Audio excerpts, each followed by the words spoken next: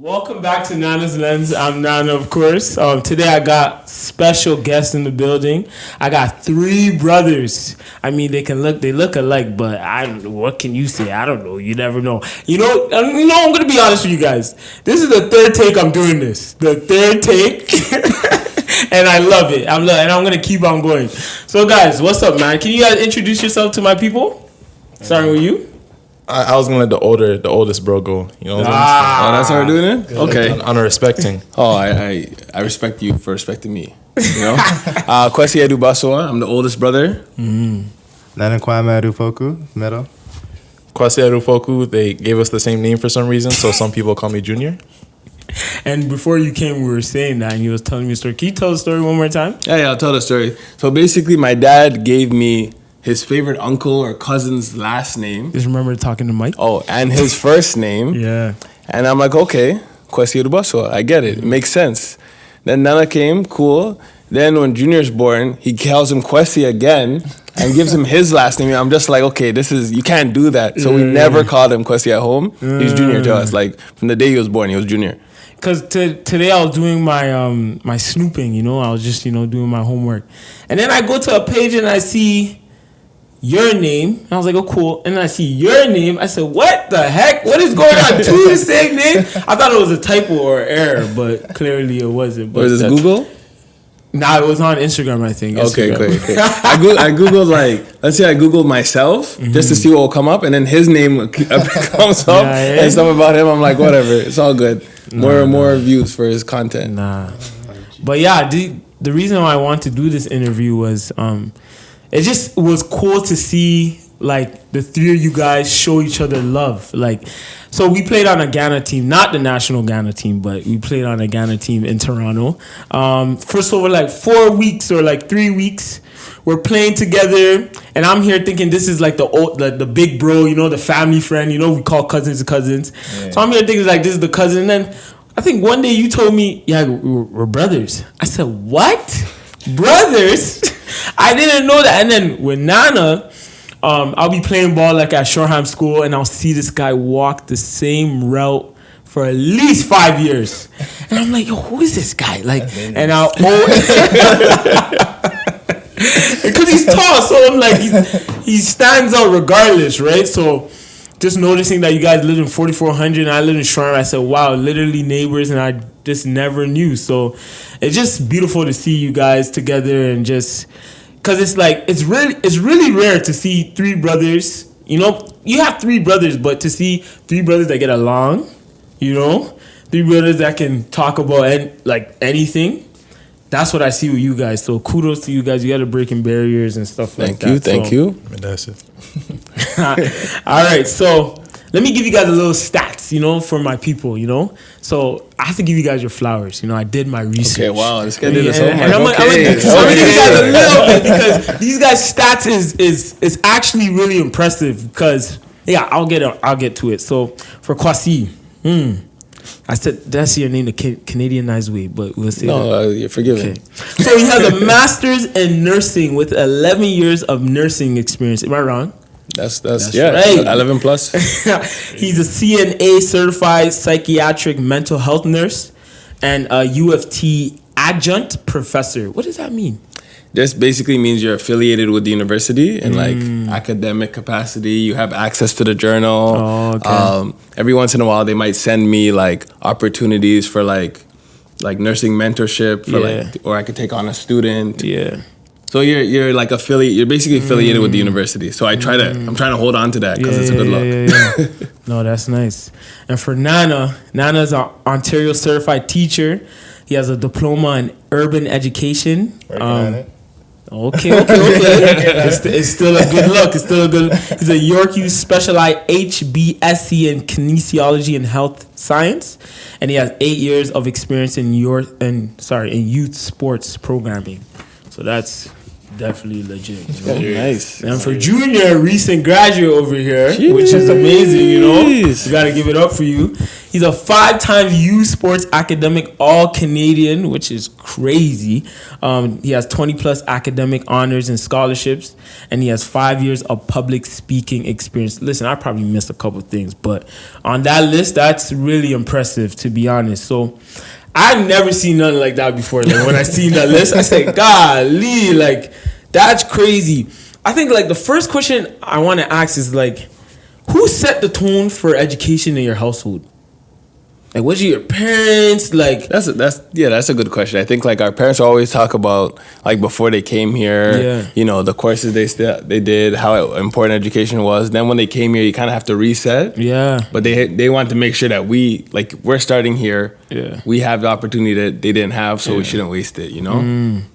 So like I think it wasn't an option that I wasn't gonna go to university. yeah. So you went first. Like, what school did you go to first?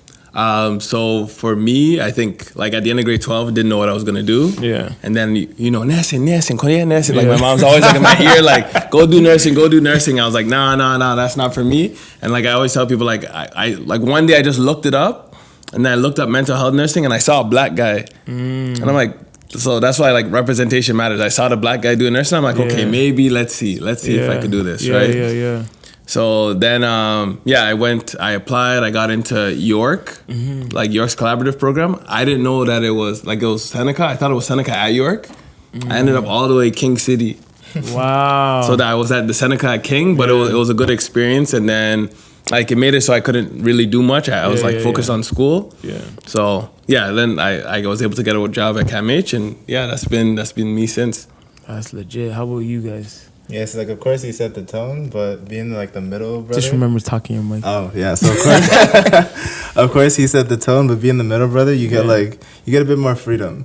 So it's like I made sure I kept my grades up, but I also started getting more interested in basketball in high school. So thinking about university, I'm like, where can I play? So since I started playing later, it's like York, U of T were the closest options.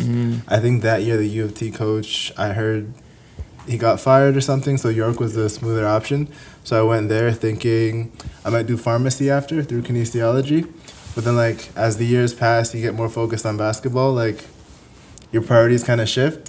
So I slowly shifted towards like teaching because a lot of my jobs in the summer and through the year were related to like youth sports. So that's where I started the experience, and now I'm doing my master's in education just to continue to upgrade. Nice. How about you? I'd say for me, I started really valuing education by the time I got to university because like they know it, like the people watching don't, but like I was one of those kids who was like a gifted student. So like I didn't go to school like in this area. I went to Gosford at first, but from grade 5 I went away for school. And what school did you go to? I went to a lot. So I went to Yorkwood, Stanley, Pierre Laporte, and then William Lyon Mackenzie. Wow. So I was getting shipped around, but pretty much like I would always try to like do the Ghanaian household bare minimum to just not get in trouble. But I found that by the time grade 12 came and I was trying to get recruited to like play basketball somewhere, I needed to get my GPA up by like 8 points to even have a chance at getting into McMaster. And in that one semester, I had to. It was like those Disney sitcoms where like you watch the episode and it starts and you're just like, yo, if they had sense, like this wouldn't even be an episode. So I had to work really hard. I ended up getting the bare minimum just by the time I was graduating, and I remember telling myself like, yo, like I really need to make sure I'm doing this for me. I don't want to be in a position where because I was coasting, I could lose an opportunity. So by the time I got into university, like I started valuing education for myself, and I started really just thinking, this isn't high school. I'm paying like $10,000 a year for this. So let me dive into it, and that's why like I got all those academic honors, because I was just trying to make the most of things. I was doing all the studying I needed to, and I just wanted to make the most of things. I was locked in. No. And I was the first to go away. Yeah. So. Oh wow. Yeah. You know what the crazy thing is, like just hearing you guys' responses, I'm not hearing, for me, because I played basketball as well, my mind was the states. But you guys knew like, nah, we're going to try to find something here. So like, what made you guys like, because you guys are good, like you guys could have said, yo, I want to go to the NBA. But what made you guys be realistic and be like, nah, I want to find something here? I feel like for me, I wanted to kind of stay close to family. Yeah. In a sense, like all my schools I've been to have been walking distance. So like Gosford, Westview, Brookview, York. Yeah. Yeah. That was the main thing. But also, I'm someone who was always trying to get better. So I don't think I was the best player when I first got to York. But like I stayed in the gym and slowly got better, got in the rotation. So I don't think that in the beginning I did have the opportunity. But definitely him. Like in high school, he was closer to being ranked, so there was more opportunity there. And how about you? Since you're the youngest and you had probably the most potential. Well, I'd say for me it was like kind of interesting because like I only started playing basketball really because of them. Like I grew up playing soccer and track, but after I had like this really bad injury and I was like not gonna play sports again, my bros were like, "Yo, just like play basketball."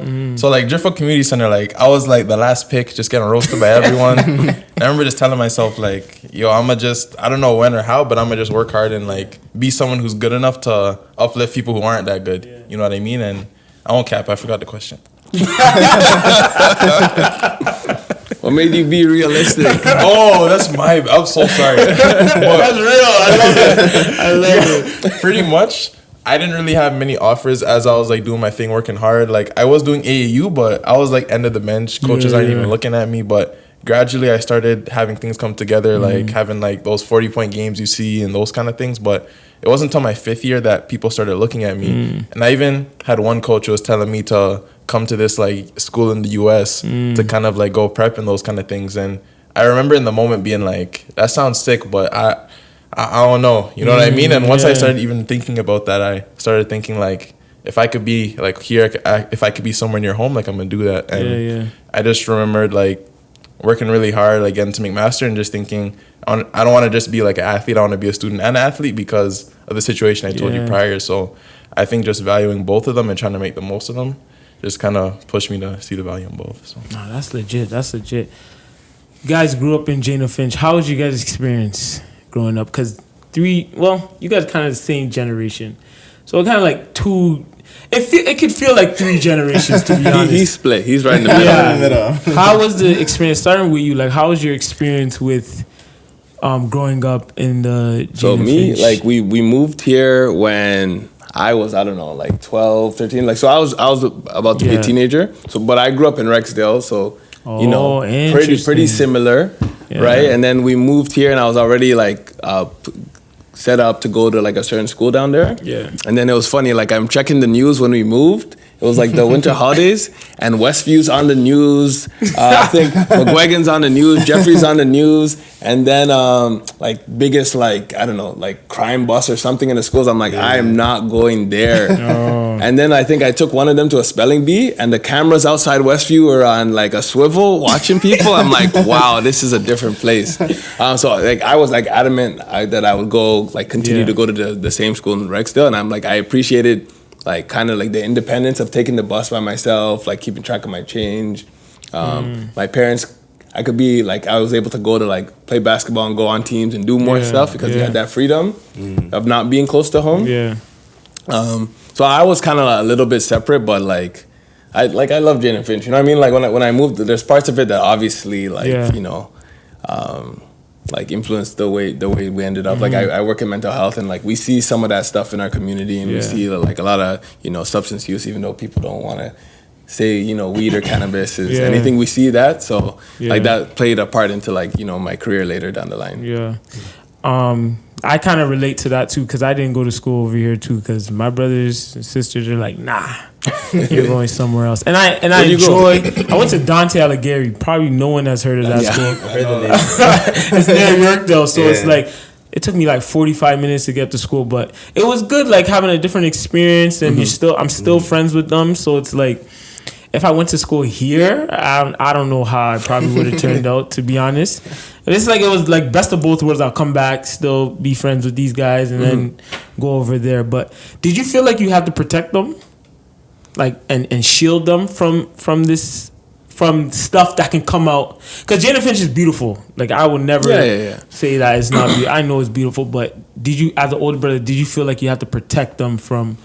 Not as much, because I think just like luckily they had sense, they listened, and like the way my parents were protective, I didn't even need to do anything. It was like, come home now, like Junior wants to go outside to shoot, and then no, like they'd be yelling, and I'd be kind of like, yo, give them some freedom. Like it's daylight, you know what I mean? It's not their fault that they live in a neighborhood they can't go shoot around. You know what I mean? But yeah, just like they had good heads on their shoulders, and like they got to a point that I realized I didn't have to worry about them, you know, kind of going down the wrong path. As you could tell, like, you know, like I think there was a point where Nana didn't have a plan really, and I was a little bit worried, but then I just trust he figured it out, right? Now he's doing something that works for him. Do you guys think like you're having I'm assuming you have a mom and dad at home, right? Do you guys think that played a big part, like in your upbringing? Yeah, for sure, because it's kind of like you have like consistency. Yeah. So if you get this one message from this person, one message from the other, and it's like you kind of have to, you don't really have any options. Sometimes people like they don't listen to this person, they find that influence outside of the house. So like we have the two voices saying the same thing. So like for me, something they consistently said was like, don't make enemies. So that's probably what came into my personality. Like I'm friendly with a lot of people. I don't really make any enemies. So that's probably why like in this community, even though like I had that negative reputation, especially with my parents, like they didn't want us out past like 6. If school ends and I'm out at like 5 and my phone's blowing up. Kind of crazy. But that I really feel like that became a part of my personality. Just like being kind to people, because you don't know what people are going through. You know? Yeah. I always say to like the young ones, and even though this guy behind the camera, I'll say like at a point in life, you have friends that there's literally 2 options. You either go down that one path or you go down the next path. And we see it. It's like when they hit like grade 9, that's when you feel like people are easily influenced. Like for the one that's behind the camera, Michael, like he's in grade 10. When I was mentoring him in grade 9, I was telling him, yo, grade 9's a jungle. It's a jungle. Like, and it's crazy, and it's very true, right? So it's like, even for you, and I think you're like a year older than me, right? I'm 97. I'm 98. So it's like you had friends that grew up and they passed, right? So it's like just seeing that. How do you feel seeing people your age passing at a young age? I think the wild thing about that is the more you talk to people in our community, the more we kind of think like it's just a passage of life. But then even in going away to school in like Hamilton and kind of talking about these things and seeing like the look of shock and terror on people's faces, like that makes me realize that there's definitely elements of trauma that we all carry. I think we all carry on an everyday basis, because it's not normal to see people who, you know, you imagine getting older with and stuff and realizing like, you know, they're not walking on the earth anymore, you know? So I think it definitely has impacts. I think it's important to continue to find ways to unpack them, because I think a lot of people cope with them in ways that aren't the best sometimes. So I think the more we could just realize that, you know, this is a normal reality for people in our area, but that doesn't mean it's okay. You know, I think the more we can recognize that, the more we can start, you know, taking the steps to unpack the trauma. Like sometimes do you sit and think? Like I was driving, I was just thinking, I'm like, yo, that's not normal. Like just certain experiences I had, I'm like, yo, that's not like someone having a shootout while I'm cooking fries. That's not normal. But when that happens, like, oh, it's just, you know. But it's like when you get older, you start to think about certain stuff and like, yo, that's. And then when you tell someone, it's like, whoa, my gosh, like. But to us, we just brush it off, and what you're saying is very true. And I just feel like we made the thing such a norm. We made that become such a norm that we accepted it. And then now we have trauma bonds with other people, or now we're trying to decompress from all the stuff that we have gone through. And just working in Cam H, you probably see people from this area or like inner cities come to your aid. Like, what's that experience like? That's been, I think just being like, again, like I mentioned, representation matters before. So I think just me being a black male mental health worker, being there for like, you know, black youth who might be coming up through the system. Sometimes like other cultures can't relate to us. Or like sometimes even like being able to code switch and talk to like like there've been situations where they're like perceiving a young black male as aggressive. Yeah. And then I see him, I'm like, he's not aggressive. He's just talking. You know what I mean? That's just him. And I could go and like calm him down a little bit. So for me, it's been kind of rewarding to be able to help black people. Like those are some of like my fondest memories working in mental health, being able to connect and support like black families and stuff. Yeah. And just as men, do you guys find it easy to be vulnerable and transparent with each other? Or do you guys feel like it's hard? I feel like it does depend on the topics, but in most cases, like we usually do like get advice from the other and get the other's opinion on things. Yeah. Because like we kind of know the other's intentions. So like when we get feedback, like it's been a process, you know, it hasn't always been like this, but now we can talk to each other. We know the tones to talk to each other and like all of that, but it takes practice, it takes work. How about you for yourself? Yeah, because I would add like, and they'll probably laugh about it, but like, now like growing up, like sometimes I was like, you know, the youngest, like always just saying every single problem that happened, you know, and like there was like a term in our household where it was like, they'd be like, I'm being Jay in a sense, you know, where it's like, I'm being, like I'm just saying like everything. I think like in retrospect, I was oversharing sometimes, you know what I mean? But it's good, man. It's learning.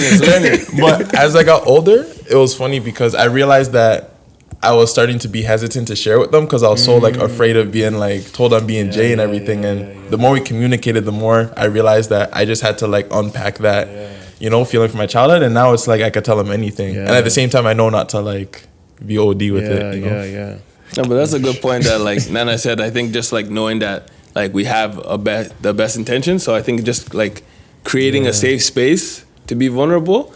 I think like, you know, we grow up, you gotta man up, you can't really say stuff, like men don't cry, and then like we were just talking about the trauma bond, like we go through some stuff, but then you can't really talk about it. My experience was a little bit different than theirs because I was the oldest, so I don't really have anyone to talk to, so I had to hold on to it. So like right now I'm still even though I'm older, I'm still kind of working on being more comfortable to like share some of that stuff, you know? No, that's real. And with you, like, did you feel like you have to live up to their expectations? Because you seen them do certain things with school and stuff like that. Did you feel like, was there any pressure on your end?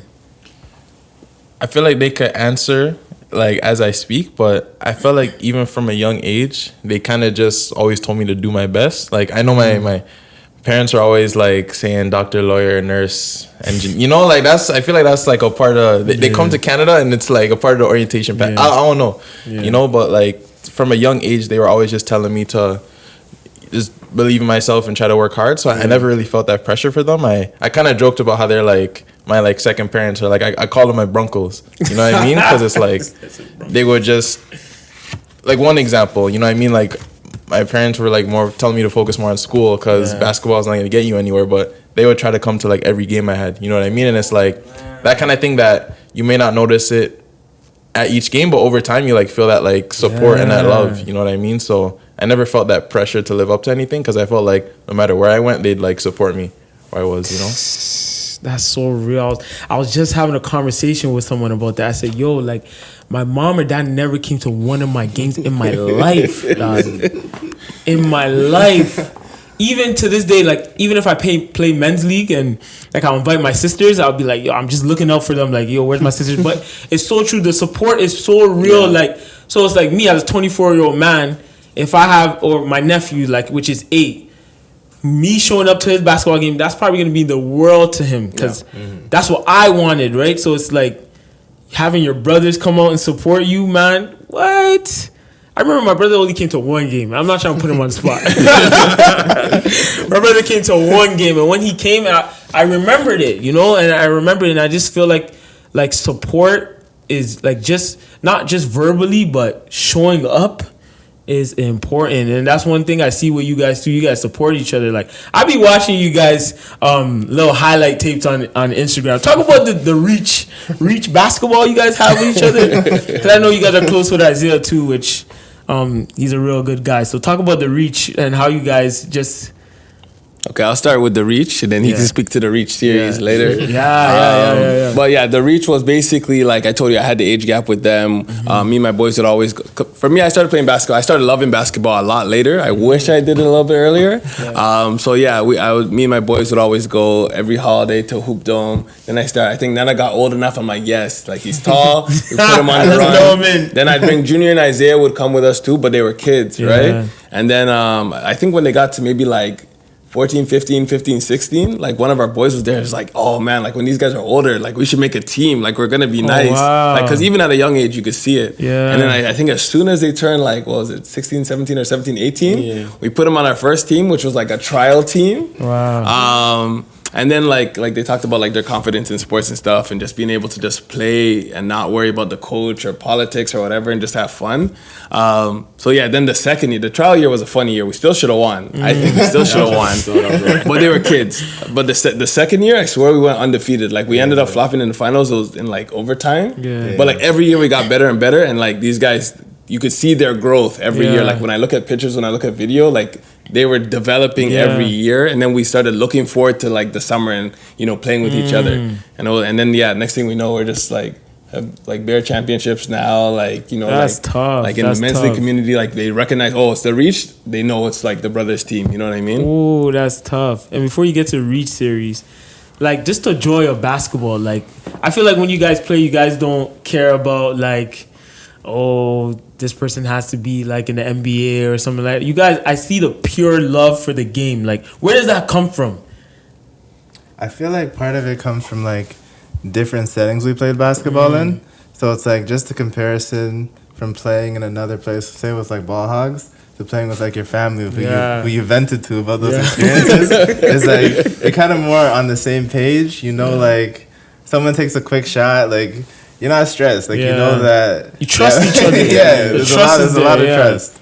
Yeah, that's the main thing. Like you just feel it's more fun. Yeah. I've been on some teams where it's like a bunch of people you just met, people trying to prove something, people with egos, but like when you play with your family, if you're close with your family, it's like I'd recommend it. You're more effective when you play with people you know. And who know you. Yes, that know your game instead of like outsiders. You can, but it's hard. Like, you know, it's very hard. But I definitely see you guys like have the chemistry on point, like super on point. So kudos to you guys with that one. So the Reach series, I be watching. Trust me, I'm an eye on. Talk about that, like yo, it's I love that page, man. It's big, man. I didn't even know the problem is when I played ball with you guys, I didn't know that you had a side to you like that, which was like just talking about like different topics that a lot of people are scared to talk about. But talk about the Reach series and who gave you the vision and how that came about. I guess it was kind of interesting because obviously, you know, it's the Reach series. We play on the Reach. But the idea came to me when I was away for school in Hamilton because even though I talk about having my brothers who I rely on and count on in so many ways, in many ways when I was over there, like I was kind of alone in a sense where I had problems where, they were like a FaceTime or a call away, but then it's like the rest of the day I'm just there with my thoughts trying to figure it out. You know what I mean? And luckily I was able to start seeking like professional help. Like I got a therapist at the time. I think it was like 2019 I did. I luckily had like people around me, different mentors who would kind of say the right things at the right time. And I found myself kind of improve my confidence, not just through, you know, working hard in basketball or school or whatever, but just separating like performance and buckets and all that from who I was as a person. Because as an athlete, we have the tendency to do that. And I found that I started excelling in both areas. Like that's the first year I started starting when I was at McMaster. My grades were higher than they ever were. I was getting all kinds of scholarships, and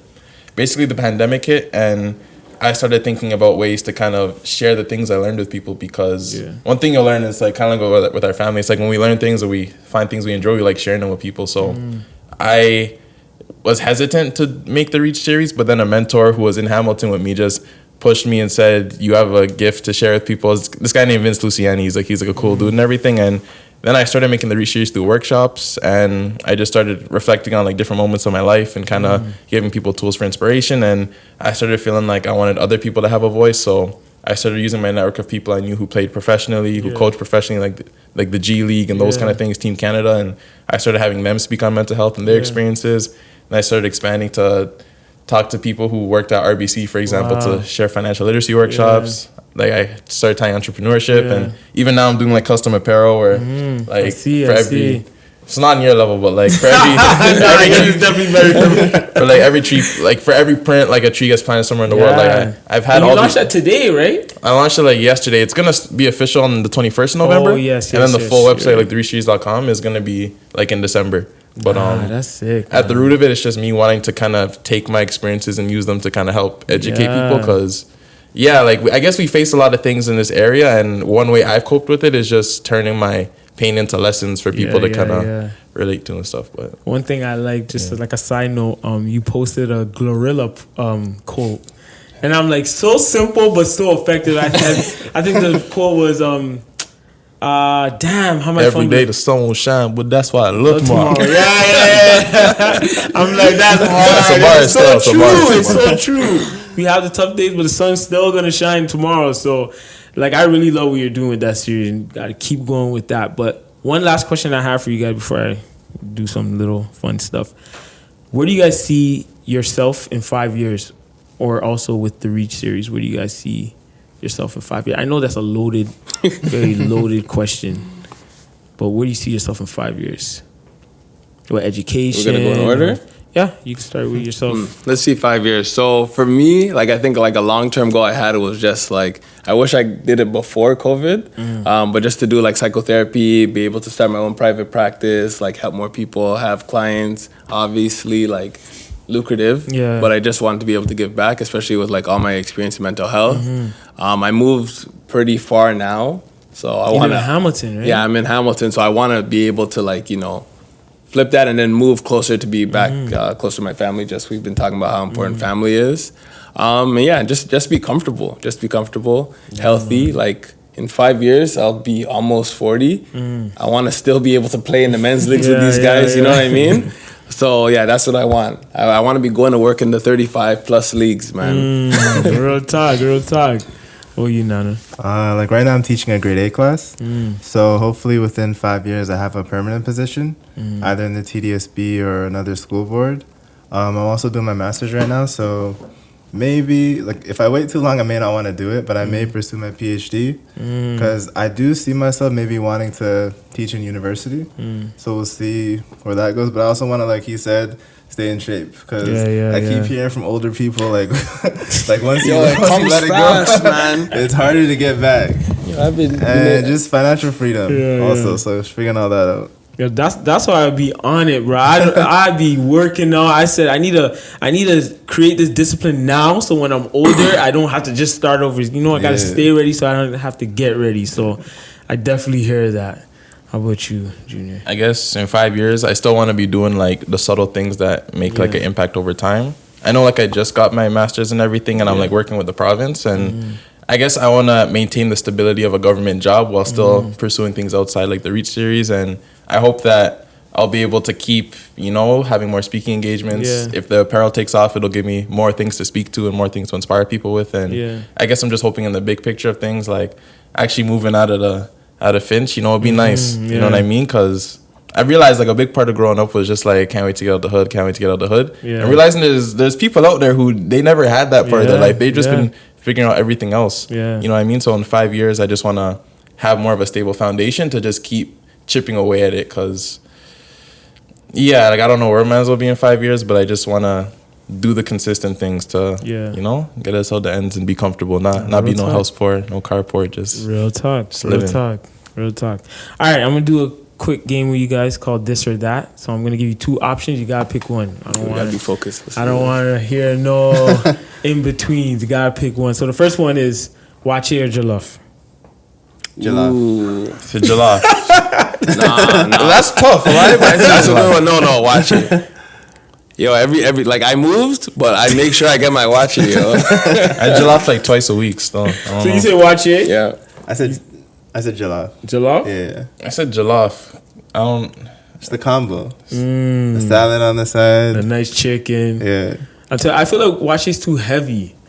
So someone asked me that question too, but they're like, "Oh, jollof is a poor man's food. Wache is rich people." I'm like, man, wache is good though, but I would have to pick jollof. No, man. The way the stew just soaks into the meat different. Wait, Mike, what about you? Watch your jalapeno. Oh, yeah. Okay, Jordan or LeBron? I'm older, so I'll say Jordan. Like that's just simple. But you probably seen two. You seen You've LeBron seen him live. and you Yeah. seen You Jordan. see Jordan live. I feel like my first playoff game that I could take in and remember was Jordan with the push-off shot on the Jazz. You know what I mean? Like that's the earliest playoff memory I have. So I'm never gonna forget that. And then I see what. Actually, I'm gonna let you guys speak on LeBron. I'm not gonna bring down LeBron. Like LeBron was my first favorite player. The first player I got like a poster of when I was in like grade 4. I still have that poster. Wow. But like from playing 2K, you know the Jordan mode. I forgot which 2K it was. Like 2K11. I know how dominant he was. Yeah. So like, of course, it's hard to say. It's hard, man. You know what I want to say. I'm not gonna say it though. LeBron's been putting in work though. LeBron's Yeah. LeBron's a guy. Yeah, but I won't lie. Like NBA 2K fell off after 2K15. That's what I'll stand on. For but sure. 2K11 Jordan challenges, serious, fire, dog. serious. Like the fact that it's like you're losing, but it's like score 63 points. I'm like, okay, but like my stance. Like I know, like, I'll just say LeBron. You know what I mean? And the only reason I'll say that in this context is because Jordan kind of came in. I'm not sure what the situation was like when Jordan was coming into the league, but I feel like we put like the highest of expectations on LeBron from rip, and I feel like it's a common thing in like human nature. Like when you put high expectations on people, whether it's like prom, whether it's graduation or getting that job, like high expectations are usually lead to disappointment. Yeah. But with LeBron, he had the highest of high expectations, and he still found ways to perform. So I'd say for someone who's been met with so many high hurdles to climb and to continually meet them, that's why I'd say I rate him more. Of course, they're both great and everything, but I just say from that lens, I had to give LeBron more flowers because I was a LeBron hater. You could ask them like, probably you go deep enough on my Facebook. I said some like LeBron. If you somehow see this, I'm sorry. You know what I mean? But I got to a point where I'm like, I can't hate greatness. Like, what am I doing? Like, who am I? Like, who hurt me? You know? So, no, real talks. I hear you. Nike or Adidas? Nike. This guy looked down at me. I had to double check. I'll say Nike. Nike. Yeah. Nike? Yeah. You say Adidas. I said Nike first. Okay. No hesitation. Nah, these are work shoes, man. Not judge. I was just checking. I say Nike. But Adidas are they're top tier at home. You know, like slides and stuff like that. Some watch it. Some red stew might spill on them. Like, what were those? Adidas. Pro models? Pro models. Yeah. Adidas Pro models. Solid They ball had shoes. everyone in the chokehold, and you can switch the colors. They were solid. Serious. I wanted pro models really bad. Pro models are hard. Nah, for sure. I definitely hear what you're saying. Hip hop or R&B? Hip hop.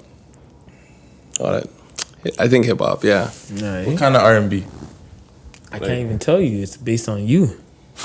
I feel like now hip hop, but like 2000s R&B, you know, it was better than now. But like hip hop for now. For sure. Because I remember growing up, like you remember like LimeWire and Aries and all that stuff. I think that was like my first introduction to 2000s R&B and 106 and Park. Yeah. You know what I mean? And I feel like now that I'm older, I have a deeper appreciation for those tracks. But I feel like on a whole, I still want to say hip hop has just, you know, it's got me through a lot. Yeah. Definitely in there. I hear you. Remote work or office work? Now that I live far, the way I love the few days that I could work remote, like it's just like you could be at peace, comfortable in your setting. You miss people, but not that much.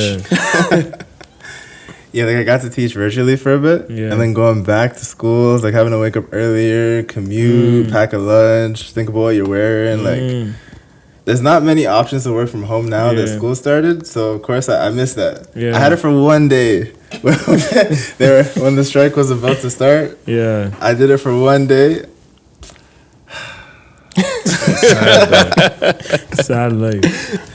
I'd say there's pros and cons. Ultimately, I'd say remote, but like the thing with the remote sometimes, like you could be having a meeting and it's like super serious, like your manager's there, and then like someone will open your door and like be like, oh, you want white rice, and I'm like, it's not the time, you know what I mean? But I'd say the flexibility and just being able to like go on a lunch break and do whatever, versus you're in office and you have to say stuff like fantastic and you know what I mean? Like it's different vibes. So my last question: barbecue chicken or jerk chicken? It depends who's cooking the jerk chicken, though. I think barbecue chicken's usually safe. Yeah, I'm gonna go jerk chicken if it's good jerk chicken. Yeah. Like when I go to Caribbean restaurants, like the safer choice is usually barbecue. Like you know the one at York that used to be there, Islands. Like barbecue is my go-to because it always hit. For sure. Remember when main shells was a thing at Gina Bench? I was straight barbecue, you know. But I think like much like Kwasi was saying, it depends who makes the jerk. Like depending on where it's made, like I'm definitely going jerk. But barbecue, it's like the safe, blessed option. Safe, you know, always can never safe. go wrong. Jerk pork though. I never tried that yet. Oh yeah, you gotta get some good jerk pork though. Never tried that yet. All right. Succulent. Once again, I thank you guys for joining. This was a loaded episode. A lot of great gems. Once again, I want you guys to keep pushing, keep showing people. If people are watching, dog, I hope you guys don't forget like to think like people are watching like just the brotherhood you guys have. So I appreciate you guys for coming on and just keep blessing me with your presence. So thank you guys. I appreciate it. Thanks for having us, man. And that's Nana's Lens. And that's all it, folks. Peace.